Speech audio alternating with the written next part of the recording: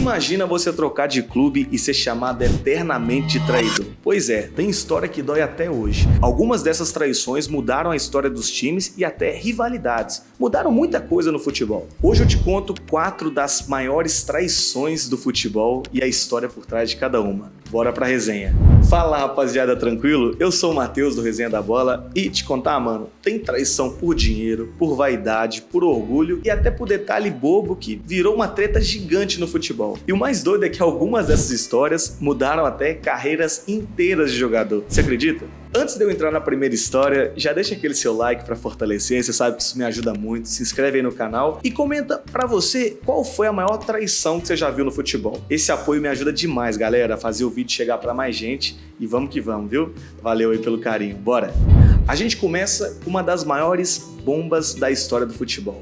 O dia que Luís Figo trocou o Barcelona pelo Real Madrid. Que loucura, mano. No fim dos anos 90, Figo era simplesmente o dono do Barça. Capitão, líder técnico, ídolo absoluto do clube. Era o cara que representava o clube dentro e fora de campo. Parecia impossível imaginar ele vestindo a camisa do maior rival da Espanha, né? Só que o Real Madrid queria iniciar a era dos Galácticos. E o Florentino Pérez, ainda candidato à presidência, apareceu com uma promessa que deixou todo mundo chocado. Ele falou: se eu ganhar, eu trago o Figo.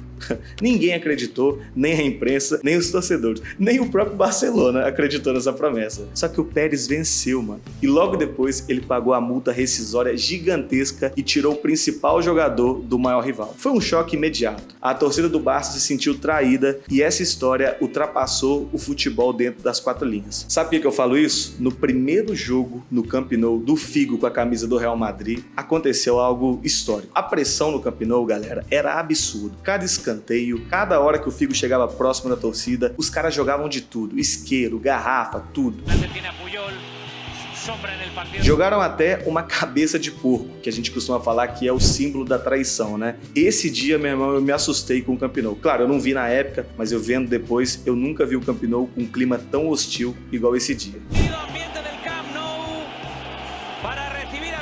Do Real Madrid, Figo virou a cara daquele novo projeto. Jogou demais, ganhou títulos e definitivamente entrou para a história. Mas o rótulo ficou desse jeito. Um gênio para alguns e para outros um traidor. Essa transferência do Figo, galera, mudou a forma como o futebol passou a encarar multas e contratos. Claro, por causa daquela história do Florentino, né, de fazer a promessa.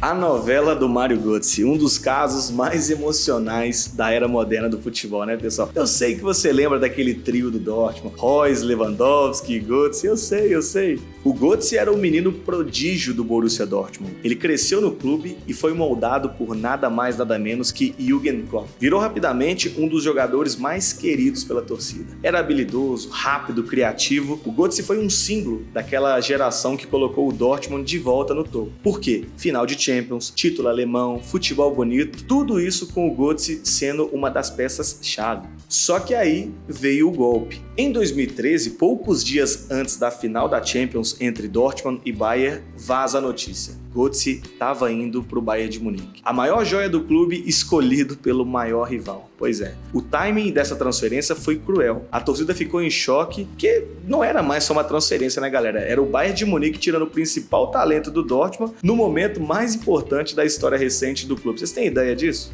A final virou um ambiente muito estranho, porque o Dortmund enfrentava justamente o time que já tinha contratado o seu menino da casa. E é curioso também que o Götze acabou não jogando a final por uma lesão, mas a sensação de traição ficou do mesmo jeito. Ele chegou no Bayern, teve bons momentos, marcou gols importantes, mas nunca foi visto como ídolo por lá. E quando voltou ao Dortmund, anos depois, a recepção até foi mais tranquila, mas não tinha mais aquela mágica da primeira passagem, né, com aquele trio que eu até comentei. A verdade é que a relação entre ele e o Dortmund nunca mais voltou ao que era no passado. Carlos Tevez, a transferência talvez mais cinematográfica dessa lista aqui, pessoal. O Tevez chegou no Manchester United como aquele jogador que parecia nascido para a Premier League, sabe? Energia, intensidade, gols, raça, claro, e certo carisma. A torcida abraçou ele muito rápido por lá. Só que nos bastidores o clima não era tão bom. Por quê? O United demorava para fechar a compra compra definitiva do seu passe. Lembrando que ele tinha um acordo complexo com os empresários. Tevez queria sentir que ele era parte do projeto, ele queria estabilidade, queria ser tratado como uma peça essencial do time, sabe? Enquanto isso, o Manchester City entrava na jogada já naquela fase bilionária, procurando grandes nomes para construir o novo gigante da Inglaterra. E eles foram diretos: Tevez, vem pra cá que você vai ser o protagonista do time. Era a chance dele assumir um papel central num clube que queria crescer e o Tevez aceitou. Essa mudança, meu irmão, foi uma loucura na cidade. Logo ao chegar, o City colocou um outdoor gigante com a foto dele e a frase "Welcome to Manchester". Foi uma provocação direta ao United, claro, e a rivalidade entre os dois clubes virou outra coisa a partir dali. Já era muito grande, mas essa transferência mudou essa rivalidade, viu? A torcida do United nunca perdoou. No City, o Tevez virou capitão, virou símbolo e foi peça fundamental em fases importantes, inclusive no início da transformação no clube numa potência real. Quarta e última história da lista é uma das minhas favoritas, galera, porque ela mostra um outro lado da história, sabe? Antes de ser ídolo da Juventus, Baggio era o coração da Fiorentina. O craque do time, o jogador mais amado pelos torcedores e aquele que carregava o clube nas décadas em que a Viola tentava competir de igual para igual com os maiores clubes italianos. Só que a Fiorentina vivia uma crise financeira pesada, pessoal, e a Juventus fez uma oferta tão grande que o clube não tinha como recusar. Igual falou o poderoso chefão, né? Uma oferta irrecusável. Eu vou fazer uma oferta irrecusável. Só que o detalhe é, o Baggio não queria sair. Ele era apaixonado pela cidade, pela camisa, pelo ambiente e foi vendido contra a própria vontade, uma decisão do clube, claro, problemas financeiros. Quando o Baggio voltou a Florença pela primeira vez com a camisa da Juve, aconteceu algo raro. A torcida da Fiorentina passou o jogo inteiro gritando o nome dele, mesmo ele estando do outro lado. E aí vem o momento que entrou para a história. Depois de marcar um gol, Baggio se recusou a comemorar. Olha que da hora, mano. Quando o torcedor jogou um cachecol da Fiorentina no campo, ele pegou e beijou. Que loucura.